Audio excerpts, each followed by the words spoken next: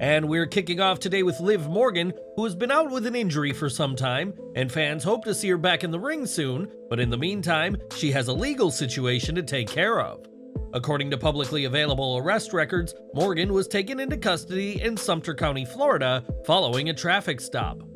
Morgan faced charges of possession of marijuana not exceeding 20 grams and potential possession of synthetic cannabinoids at 6:30 p.m. on the previous evening.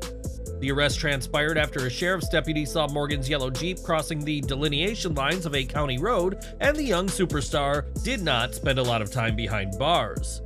Morgan's vehicle had the odor of marijuana, according to the arrest report, and when searched, authorities discovered a small plastic bag containing marijuana and a vape pen containing an oil-like substance.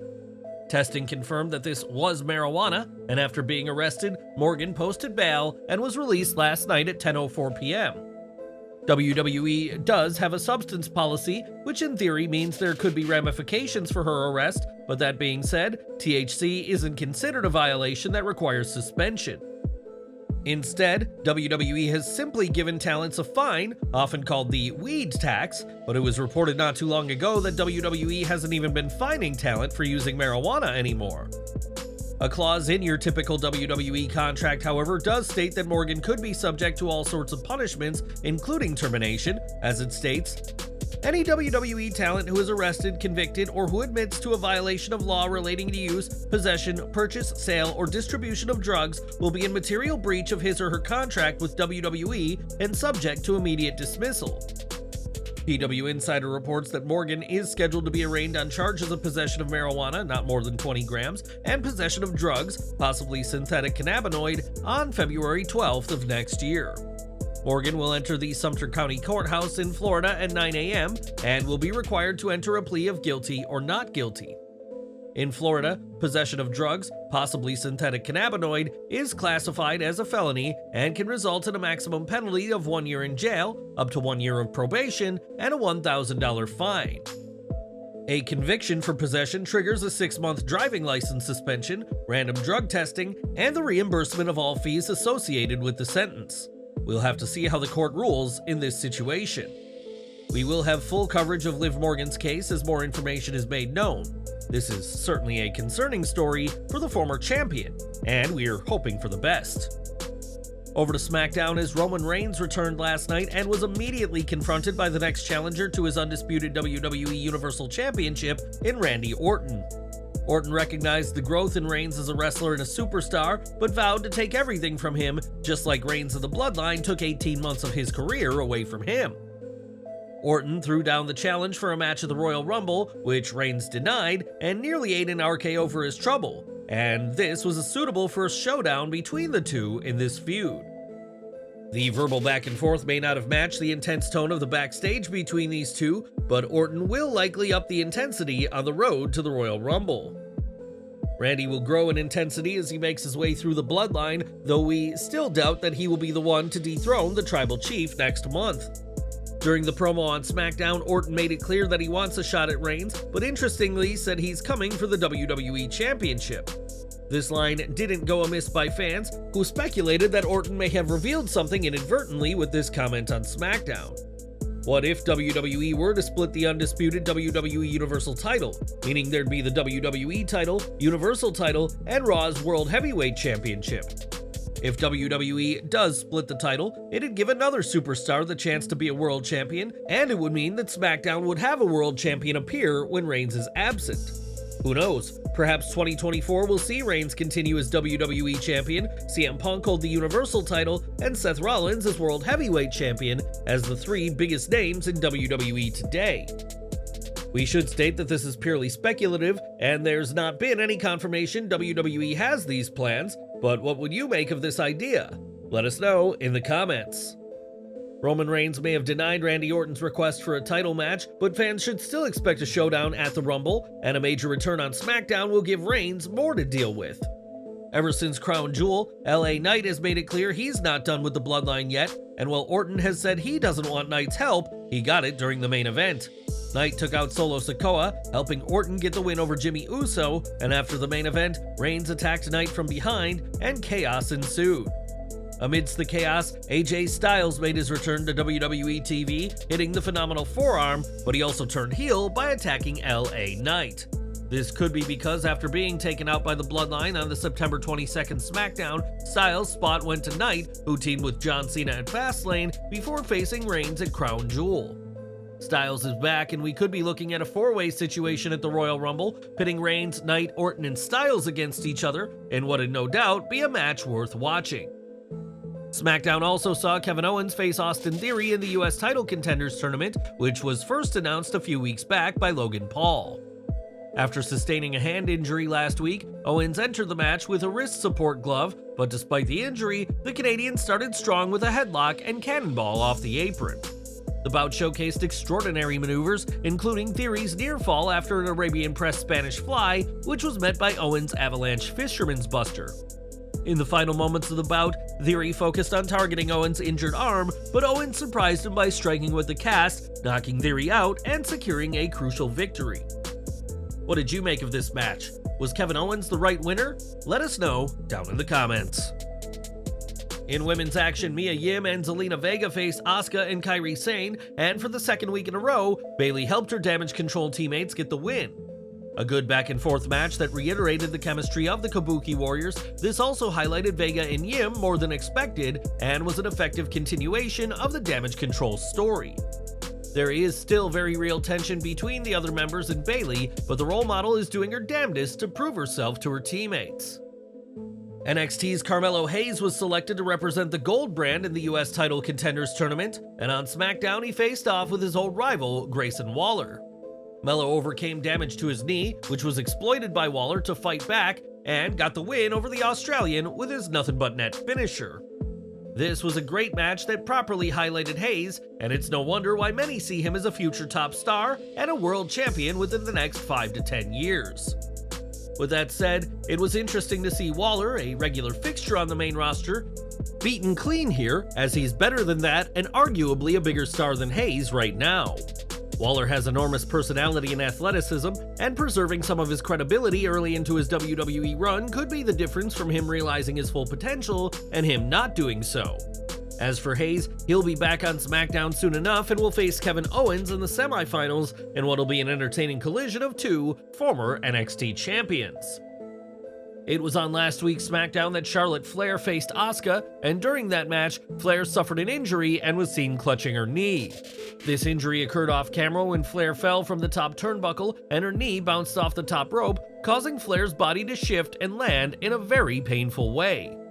During WWE SmackDown this week, it was revealed that Charlotte Flair will be out of action for 9 months, meaning she won't compete at WrestleMania and could possibly miss SummerSlam. It's unclear how this will change WWE's plans, but it wasn't too long ago that Flair had an on-screen segment with Jade Cargill, and a feud was teased between the two. Unless WWE wants Cargill to spend her first year on the sidelines, the ex-AEW star will now need somebody else to make her in-ring debut with, and we're wishing Charlotte all the best at this time. The last time fans saw Kenny Omega in the ring, it was on December 5th on Collision, and this nearly 2-week absence has led to speculation as to what's going on. In a recent update from the cleaner, Omega said he is out indefinitely and has been trying to push past the pain for as long as he could, but we now know much more about his situation. Sean Ross Sapp reports that Omega had been ill throughout the last week and was ill even before his December 5th Collision match against Ethan Page. He reports, "We're told Kenny had been ill throughout the last week, even ahead of his match with Ethan Page. He still did the match and the promos and sought medical attention after, where he was hospitalized and diagnosed with diverticulitis." This situation with Kenny Omega may not be an injury, but diverticulitis is still a very serious illness, with Brock Lesnar and Shane McMahon both suffering from it in the past. At this time, a tag title match pitting Omega and Chris Jericho against Big Bill and Ricky Starks is planned, but we'll have to wait and see whether that match takes place. Back to SmackDown now, as fans who attended this week's show saw a stacked 2 hours, but also saw the introduction of a brand new concept that was tested off camera. At the taping, fans saw what's being called a WWE speed match, in which superstars were given a 5-minute time limit to get the win. In one of the speed matches, Big Bronson Reed took on NXT's Nathan Frazier, while Axiom faced off against Cedric Alexander. However, the 5-minute time limit seems to be something that could encourage superstars to be more urgent with their moves and result in a more fast-paced match. This isn't the only notable stipulation as of late, as a recent steel cage match in NXT ditched the escaping to win rule, but it's unclear if that was a one-off change or how things will be from here on. Triple H has made a lot of changes since taking the reins as head of creative, and do you see the speed match catching on, or will this idea stop short of making it to TV? Over to NXT, as Lexis King has been making quite the impression since joining the Gold brand, and recently the second-generation superstar wanted to come up with a name for his fan base. During a Twitch stream in which he was playing RuneScape, King asked his fans to stop calling themselves registered Lex offenders, as the term is hardly PG. Now King has found a new term, as in a tweet promoting his Cameo account, he called on his intellectuals to show their intellectuality by ordering a cameo from him for friends and family. We can only assume that King is an avid viewer of Slat Rock Wrestling, as in a video earlier this week, we suggested the name intellectuals as a more fitting term than registered Lex offenders. If you are watching, Lexis, don't worry, we won't chase you up for royalties, and we imagine that intellectuals will be much better received by those in charge of WWE and NXT. We've got some disturbing news from the world of independent wrestling next, as Texas-based wrestler ASF has been arrested on some serious charges. ASF's real name is Luis Antonio Garcia, and the Laredo Morning Times reports that the 26-year-old was arrested on December 6th for alleged online solicitation of a minor under 14 years of age. The arrest report notes that Garcia allegedly sent explicit photos via Facebook several years ago to a fan, then 11, who had messaged him to wish him good luck on a match. Garcia was brought in by authorities on December 6th for questioning and initially claimed that the girl's boyfriend had made up the accusations about him. Later in the interview, though, Garcia was asked if he'd sent a photo of his genitals and said that, "My answer is I'm not sure," and later added that it was a stupid mistake. This is a serious matter, and we can only hope that the right verdict is reached and justice is served, and we'll follow this case for further updates. When Mickie James was released from WWE, there was a ton of controversy about her belongings being sent in a trash bag, but that didn't stop James from making a one-night return in 2022. James, the Impact Wrestling Knockouts World Champion at that time, was part of the Women's Royal Rumble, and now the veteran wants back in as part of the 30-woman match. Speaking on Gabby AF, James was asked about what it'd take for her to return, and hopes that a surprise win in the Women's Royal Rumble match could be in her future. She said, "I'm not coming back at this Rumble unless I'm winning, because Hardcore Country at WrestleMania, it prints itself, because the winner gets a title shot at WrestleMania. If you win the Rumble, you automatically get a title shot." When asked who she'd want to challenge at WrestleMania, James set her sights on Rhea Ripley, adding that she's never faced her, and it's time for Mommy to meet the mother. Right now, James is taking a break from wrestling, but remains under a deal with Impact, and given her surprise return last year, we can't count out another surprise return by Hardcore Country. As we all know, the Anoa'i wrestling family is vast, and it's not just in WWE that wrestling fans can find members of the Bloodline.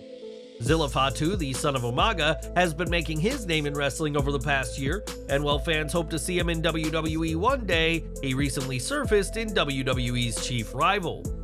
On Twitter, Fatu shared a photo of himself backstage at this week's AEW Dynamite and met the likes of Chris Jericho, Nick Wayne, and most importantly, Tony Khan.